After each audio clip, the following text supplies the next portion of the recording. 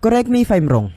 1948 ay may isang bangkay ng lalaki ang nakita sa lugar ng Somerton Beach sa bansang Australia. Napagalaman na yung bangkay na nakita nila ay hindi pa din nakikilala hanggang ngayon. Ayon sa investigasyon ay hindi nila matrace kung ano nga ba talaga yung kinamatay ng lalaking ito o kung may nakakakilala ba sa kanya. Hanggang ngayon ay ang kasong ito ay itinuturing bilang isa sa mga pinakamisteryosong kaso sa buong mundo.